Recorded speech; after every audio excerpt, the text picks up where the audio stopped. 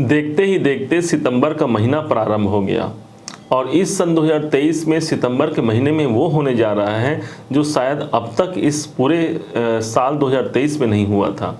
ध्यान रखेंगे, इसी समय पर ग्रहों की स्थिति बहुत अनुकूल होने जा रही है और क्या होगा इसका पूरा माजरा, जो आपके अपने जीवन पर, मिथुन राशि के जीवन पर इसका क्या सकारात्मक परिणाम मिलेगा, इन सभी बातों पर हम चर्चा करने जा रहे हैं। ध्यान रखिएगा, यहाँ हम आपके धन, आपके स्वास्थ्य, आपके करियर, आपके नौकरी और साथ ही साथ आपके भाग्योन्नति की बात करने जा रहे हैं। सबसे पहले प्रारंभ करते हैं, जो ग्रहों के राजा बनते हैं भगवान सूर्यदेव। 9 ग्रहों के द्वारा हमें जीवन में जो घटनाएं घटित होती हैं, यही हमें कभी सुख और कभी दुख के रूप में हमारे जीवन में परिणित होती है। भगवान सूर्यदेव आपके जीवन में ये सदैव के लिए आपके तृतीयज बनते हैं, तृतीय भाव के स्वामी होते हैं और आज गोचर के दौरान 17 सितंबर तक ये आपके तीसरे घर पर ही विराजमान रहेंगे। इसका मतलब ये हो गया कि स्वयं अपने घर का मालिक अपने घर पर विराजमान है। सूर्य भगवान वो ग्रह बन जाते हैं जो तीसरे घर पर आकर के आपके साहस, आपके पराक्रम और साथ ही साथ आपकी ऊर्जा में अभिवृद्धि करते हैं। माना जाता है एक सफल इंसान वही होता है, उसे ही एक सफल इंसान माना जाता है जिनके अंदर भरपूर साहस और ऊर्जा हो, और साथ में ऐसा व्यक्ति ही अपने जीवन में श्रेष्ठ से श्रेष्ठतम की ओर आगे बढ़ता है। भगवान सूर्य जब आपके तीसरे घर पर रहेंगे, इसका मतलब आपके पराक्रम में वृद्धि। यदि आप मार्केटिंग सेक्टर से जुड़े हुए कर्मचारी हैं या आप वहाँ कार्य करते हैं, वहाँ पर आपको सफलता मिलने का संयोग बन सकता है। किसी कारण से यदि आप संचार माध्यमों से जुड़ करके इस टाइम पर कार्य करते हैं 17 सितंबर तक, तो वो आपके अनुकूल रहेंगे। सिर्फ यही नहीं, भगवान बुद्ध देव भी इस समय पर आपके ठीक तीसरे भाव पर ही गोचर कर रहे हैं। सूर्य और बुद्ध की दोनों की युतियां बनी हुई हैं आपके तृतीय भाव पर। माना जाता है जब सूर्य बुद्ध एक संग होते हैं, इसे बुद्धादित्य राजयोग भी कहा जाता है। इस परिप्रेक्ष्य से यदि देखा जाए तो सूर्य और बुद्ध मिलकर के आपके जीवन में संघर्षों का प्रतिफल दिलाने के लिए ये सितंबर माह हो सकता है आपके लिए। ये बुद्ध देव कौन है? तो ग्रहों के राजकुमार हैं और स्वयं आपके अपने राशि के स्वामी होते हैं। मिथुन राशि के अपने स्वामी होते हैं बुद्ध देव। इसलिए सदैव आप देखेंगे आपको कम्युनिकेशन से सदैव लाभ होगा। दो लोगों के बीच यदि मध्यस्थता करना हो तो मिथुन राशि से बड़ा कोई और जातक नहीं हो सकता या जातिका नहीं हो सकती। आप स्त्री हो अथवा पुरुष, देखेंगे कैसे भी विपरीत परिस्थिति क्यों न हो, आप दूसरों के बीच जो समन्वय स्थापित करने का एक बहुत बड़ा टैलेंट आपके अंदर होता है। कारण यही है कि बुद्ध आपके राशि के स्वामी बनते हैं। यही बुद्ध देव आपके तीसरे भाव पर सूर्य के साथ एक संग बैठे हुए हैं। मतलब आपके लगन कहाँ चले गए? तीसरे घर पर। आपके पराक्रम की अभिवृद्धि होगी। अब यही बुद्ध के पास एक घर का और दायित्व तो इनके पास है, वो है आपके चतुर्थ भाव, अर्थात आपके सुखों के भाव के स्वामी यही बुद्ध देव बनते हैं और यही बुद्ध देव सूर्य के साथ युति में है। प्रॉपर्टी से संबंधित यदि आप प्रॉपर्टी सेल करना चाहते हैं, विक्रय करना चाहते हैं, बेचना चाहते हैं, उन सभी दृष्टिकोण से ये बुद्ध देव आपके संग संग चलने वाले हैं। ध्यान रखिएगा, बुद्ध की स्थिति इतनी अच्छी है कि सूर्य अपने घर पर है और बुद्ध अपने मित्र और मित्र की राशि पर यहाँ पर विराजमान है।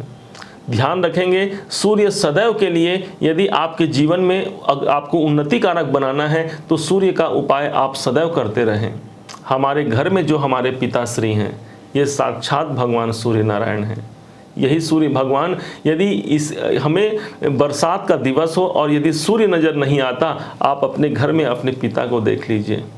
पिताजी यदि इस दुनिया में नहीं हैं, उनकी तस्वीर को देख लीजिए। आपके लिए वही सूर्य भगवान है, वही सदैव आपके जीवन को प्रकाशित करने वाले बनेंगे। भगवान सूर्य को आपको सदैव ध्यान में रखना चाहिए। इसलिए भी ध्यान में रखना चाहिए कि सूर्य ही वो ग्रह बनते हैं जो बाकी सभी ग्रहों को अपने रश्मियों से, अपने प्रकाश से प्रकाशित करते हैं।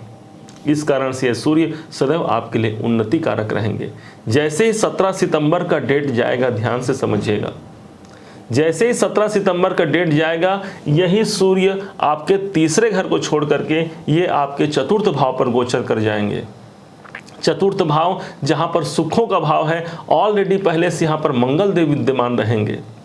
24 सितंबर तक यहाँ पर मंगल देव हैं और पूरे सितंबर भर रहेंगे। तो पूरे सितंबर तक ये सूर्य और मंगल मिल करके आपके प्रॉपर्टी संबंधित कार्य को पूर्णता की ओर ले जाने का एक बहुत बड़ा साहस करेंगे और इस साहस के परिणाम स्वरूप आपके जीवन में बहुत कुछ प्राप्त हो सकता है।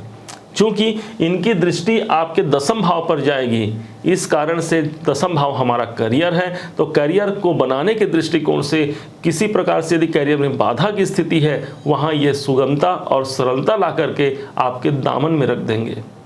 सिर्फ यही नहीं, इसके बाद हम बात कर लेते हैं सभी ग्रहों के जो सबसे महत्वपूर्ण ग्रह होते हैं, और विशेष करके इसी सितंबर के महीने में यही गुरुदेव अभी हो जाएंगे वक्री। ध्यान रखिएगा, 4 सितंबर का वो डेट होगा जिस डेट को ये गुरुदेव वक्री हो जाएंगे। वक्री होने का तात्पर्य ये हो गया कि ये जहाँ पर बैठे हैं उस भाव से अपने एक घर पीछे का प्रतिफल देना। इस हिसाब से आपके इनकम भाव पर देव गुरु बृहस्पति बैठे हैं। ऑलरेडी ये 21 अप्रैल सन 2023 से आपके इनकम भाव पर आए हैं और इसी सितंबर महीने में वक्री हो जाएंगे। इसका सीधा सीधा मतलब ये हुआ, इनके पास बल देने की कैपेबिलिटी इनकी काफ़ी हद तक बढ़ गई है। माना जाता है जब कोई ग्रह वक्री होता है उसकी क्षमता में तो वृद्धि होती है, साथ ही साथ वो एक घर पीछे का प्रतिफल देते हैं। इस हिसाब से आपके कैरियर भाव के स्वामी गुरुदेव गुरु बृहस्पति बनते हैं और कैरियर की अभिवृद्धि जरूर करेंगे। आपके नौकरी व्यापार इत्यादि में आपको लाभ की स्थिति बनेगी। कहीं कहीं नौकरी में आपने देखा होगा बहुत प्रयास किया, लेकिन वो योग्य दर्जा, वो योग्य सम्मान हमें नौकरी के सेक्टर से प्राप्त नहीं हो पाया। तो यकीन मानिए देव गुरु बृहस्पति का यह वक्री स्थिति आपके करियर में एक बहुत उन्नति कारक होगा। गुरु इस समय पर बलवान है, इस कारण से इनके पास कुछ दृष्टियां भी हैं। जहाँ जहाँ देव गुरु बृहस्पति की दृष्टि जाती है वो स्थान गंगा जल के समान पवित्र हो जाता है। इस परिप्रेक्ष्य से यदि देखा जाए तो देव गुरु बृहस्पति की दृष्टि 1, 2, 3, 4, 5 आपके तीसरे घर पर जा रही है। इसका मतलब साफ साफ यही है कि जीवन में कुछ बहुत बड़ा परिवर्तन होने जा रहा है। और सिर्फ यही नहीं, तीसरा घर ही वो स्थान है जहां पर आपको जोड़ देता है आपके भाई बहनों से। लाभ की संभावना बन सकती है आपके भाई बहनों से, आपके मित्रों से लाभ की संभावना को प्रदर्शित करने के लिए देव गुरु ने अपनी वक्र दृष्टि आपके तीसरे भाव पर रख दिया। किसी प्रकार से यदि संघर्ष की स्थिति बनी हुई है या फिर कोर्ट केस संबंधी कार्य चल रहे हैं, इन सब भावों को उजागर करने का एक भरकस प्रयास करेंगे देव गुरु बृहस्पति। डरना नहीं है, गुरु और राहु दोनों एक संग भले हैं आपके विद्यमान हैं, लेकिन आपको पता है कि राहु डिग्री वाइज इनकी क्षमता कमजोर हो गई है। अर्थात आज के दिवस पर ये मात्र 2 डिग्री पर आ गए हैं। इनके पास बल 2 साल के बच्चे के बराबर यदि राहु का बल हो गया है तो आप स्वतः विचार कीजिए कि आपके इनकम भाव पर बैठ करके, अभी तक तो ये युवा थे, एक युवा व्यक्ति आपके जीवन को बहुत ज़्यादा खराब कर सकता है। आपके इनकम को रोकने का भरकस प्रयास किया गया था। राहु की दृष्टि आपके पराक्रम भाव पर पड़ रही थी। आपके साहस इस समय पर कमजोर हो रहे थे। क्यों कमजोर हो रहे थे? माना कि हमने बार बार मेहनत किया, बार बार प्रयास किया, लेकिन एक समय ऐसा आता था कि स्थिति जस की तस बन जाती थी। लेकिन गुरुदेव आज वक्री होकर के 31 दिसंबर तक रहेंगे और इसी सितंबर में अभी प्रारंभ हो रहे हैं, इसलिए आपको डरना नहीं है। गुरुदेव आपके दामन में वो लाभ आपकी झोली पे डाल देंगे। सिर्फ यही नहीं, गुरु की एक दृष्टि आपके पंचम भाव पर पड़ेगी। पंचम भाव पर देव गुरु बृहस्पति की दृष्टि पड़ना अर्थात संतान संबंधी जो चिंता आपके जीवन में चल रही है उसे दूर करने का यह भरकस प्रयास करेंगे। राहु ने अभी तक पंचम भाव को देखा था और उस भाव पर ऑलरेडी पहले से केतुदेव विद्यमान थे। संतान संबंधी चिंता, बहुत से ऐसे लोग भी इस समय पर आपको दिख जाएंगे जिनको संतान संबंधी चिंता बनी हुई है, या संतान होना या न होना। दूसरा, संतान के कैरियर को लेकर के क्या डिसीजन लिया जाए, संतान के एजुकेशन को लेकर के क्या डिसीजन लिया जाए, इस पर सबसे ज़्यादा हमारा फोकस बना हुआ है। कहीं ना कहीं देव गुरु बृहस्पति की ये स्थिति आपके लिए योग कारक और सम्मानजनक स्थिति जरूर दिलाएगी। कुछ ऐसा इवेंट निकल करके जरूर आएगा जिसमें आप अपने बच्चों के लिए कुछ अच्छा कर पाएँ। हम किस लिए जीते हैं? आप और हम जीते हैं अपने बच्चों के लिए, अपने फैमिली के लिए, अपने परिवार के लिए। यदि उनके लिए कुछ नहीं कर पाए तो हम कितने भी योग्य हो जाएं, कोई मतलब नहीं है। इसलिए बच्चों को योग्य बनाना हमारा प्रयास होना चाहिए, और ये प्रयास आप 31 दिसंबर तक अभी करने वाले हैं, क्योंकि गुरु की दृष्टि आपके पंचम भाव पर है।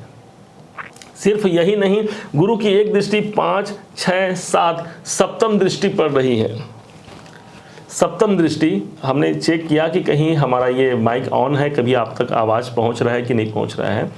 गुरु की एक दृष्टि आपके सप्तम भाव पर पड़ रही है। सप्तम भाव वो स्थान हो गया जो हमारे व्यापार का स्थान है, और चूंकि दसम भाव से दसम भाव होने के कारण ये हमारा व्यापार, ये हमारी नौकरी, ये हमारा प्रोफेशनल वर्क, इन सब चीज को प्रदर्शित करता है।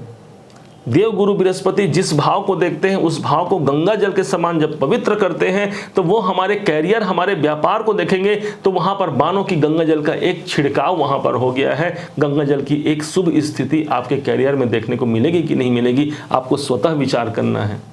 ये मन बड़ा चंचल होता है, ध्यान रखेंगे। इसे हर बात की पुष्टि चाहिए, ये प्रूफ मांगता है ये मन कि भाई ऐसा क्यों होगा। तो आपको बता रहे हैं, ज्योतिष शास्त्र की एक मान्यता है कि गुरु ग्रह के पास 3 दृष्टियां हैं, 5वीं, 7वीं और 9वीं। और 9वीं दृष्टि से जब वो आपके सप्तम भाव को देखते हैं, जो कि कैरियर से कैरियर होने के कारण कैरियर को उजागर कैसे नहीं करेंगे, आपको स्वतः विचार करना है। यदि आज हमारे पास सब कुछ है, धन है, वैभव है, विलासिता है और सभी सुख के संसाधन हैं, इसका मतलब मानिए कि इन्हीं देवगुरु बृहस्पति की आप पर कृपा है।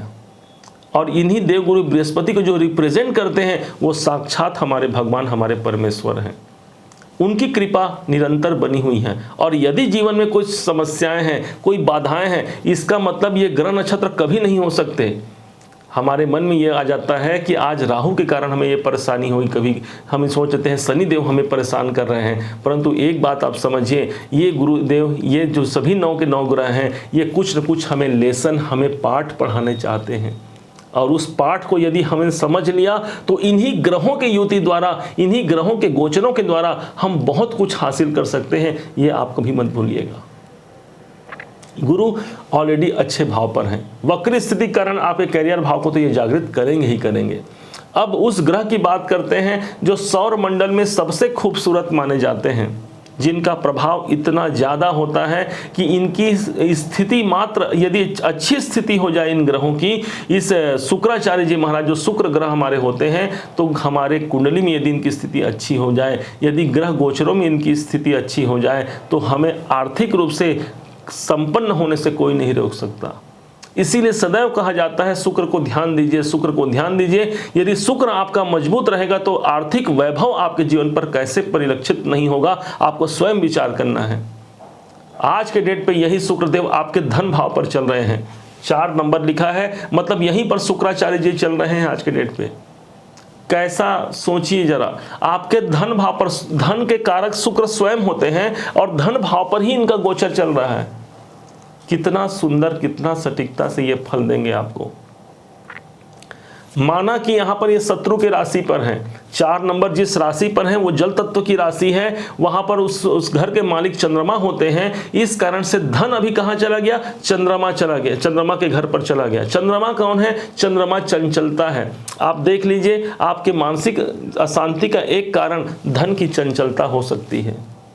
पैसा मेरा कहीं जा रहा है या कहीं से आना है, वहां से नहीं आ रहा है, ये हमारी परेशानी का कारण हो सकता है। दूसरा परेशानी का कारण ये हमारा कुटुंब भाव भी है। इससे अपने परिवार की जिम्मेदारियों को हमें समझना होगा। हमें बहुत प्रयास करने के बाद भी पारिवारिक जन हमें समझ नहीं पाते, ये हमारी दूसरी परेशानी रहेगी।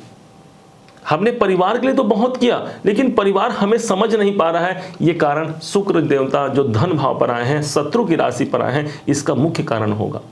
अभी तक ये वक्री चल रहे थे, अभी ये मार्गी हो गए हैं। ठीक 4 सितंबर का वो डेट होगा जब ये मार्गी स्थिति पर आ जाएंगे, अर्थात अपने एक्चुअल पोजीशन पे आ जाएंगे। और जब ये सही स्थिति पर आकर के आपको क्या देंगे, समझने का प्रयास करते हैं।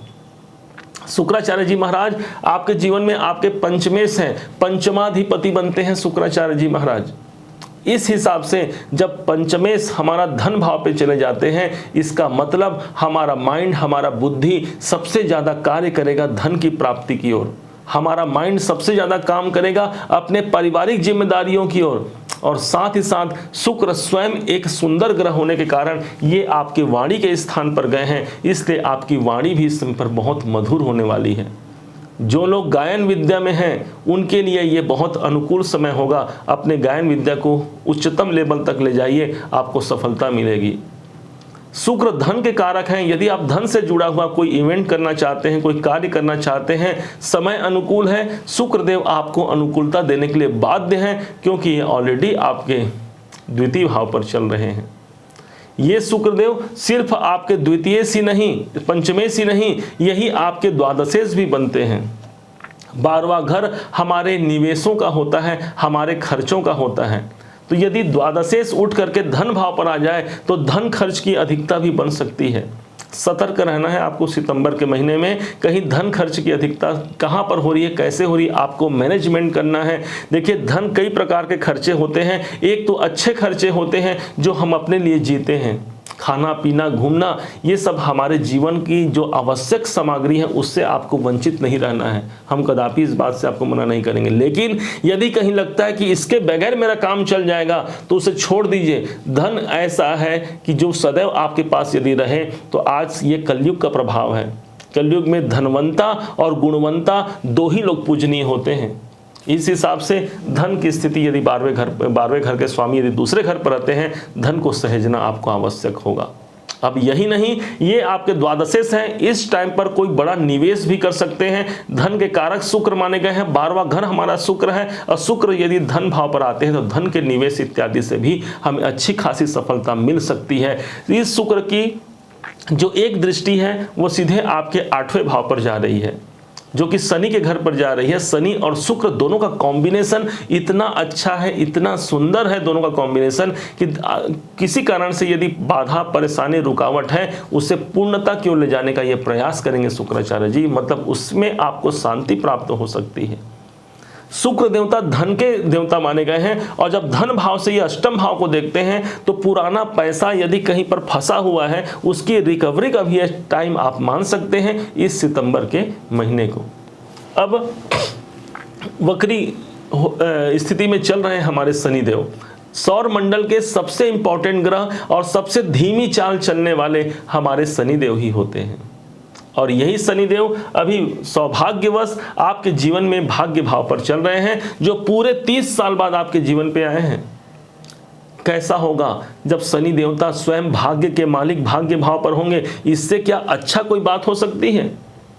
मतलब जो जहां का मालिक है, मतलब उस घर, आप ये समझिए कि कोई घर है और उसका मालिक अपने घर पर ही रह रहा है, तो क्या करेंगे, वो मालिक कभी भी उस घर को खराब होने नहीं देगा।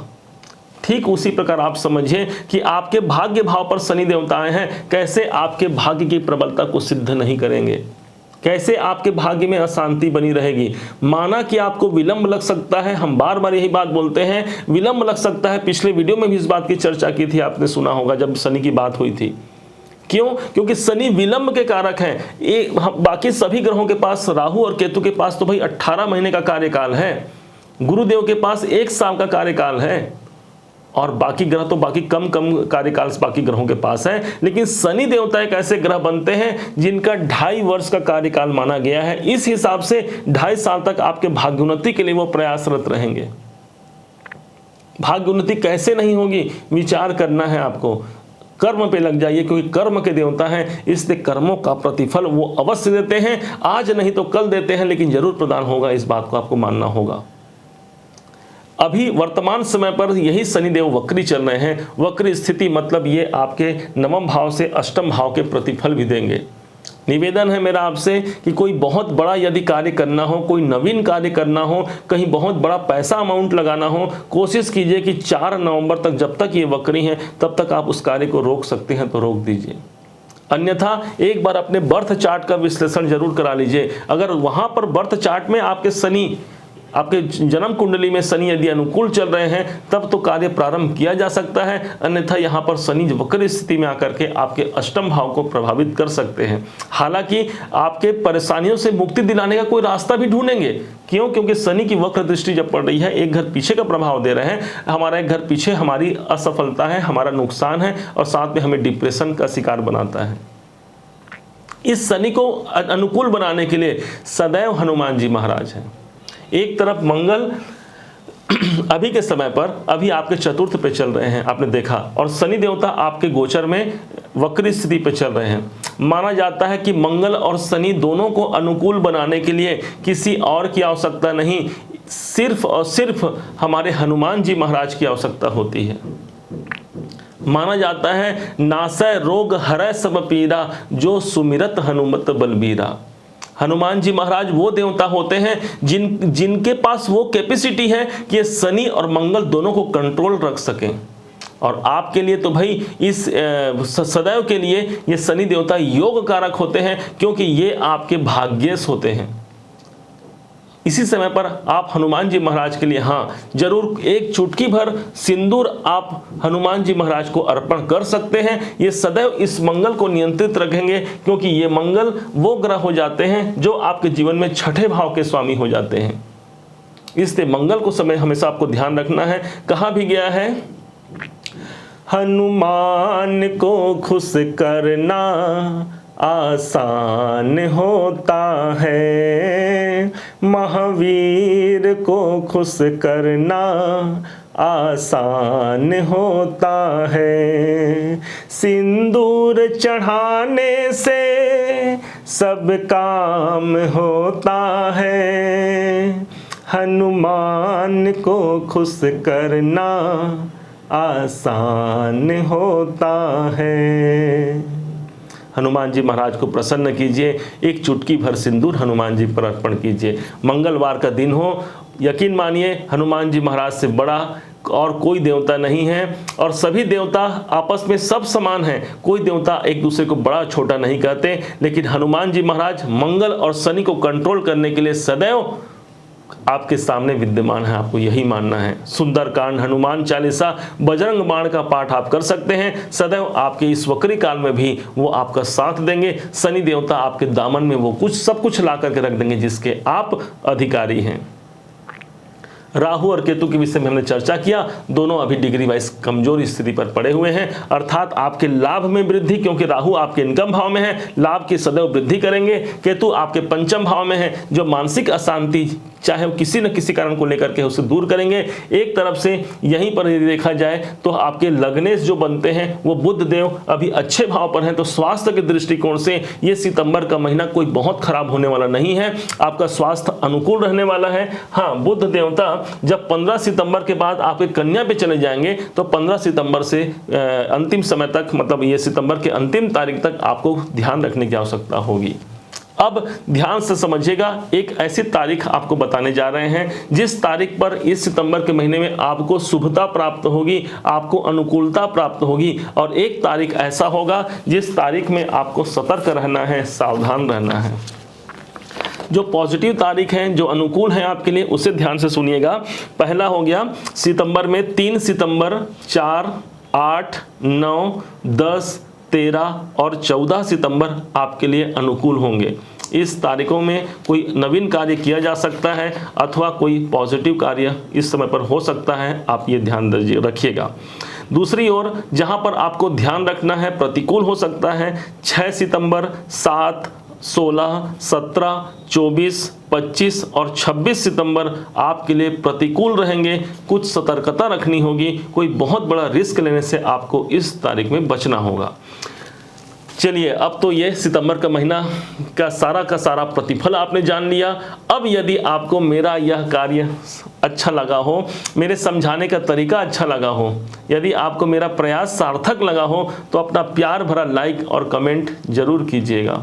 आपके एक लाइक और कमेंट ही तो हैं जो बार बार हमें ये प्रेरित करते हैं कि हाँ भाई, हमारे कार्य को आपने सराहा है, और फिर से हम प्रयास पे लग जाते हैं एक नए टॉपिक पर जहाँ पर हम आपको लाभान्वित करा पाएँ।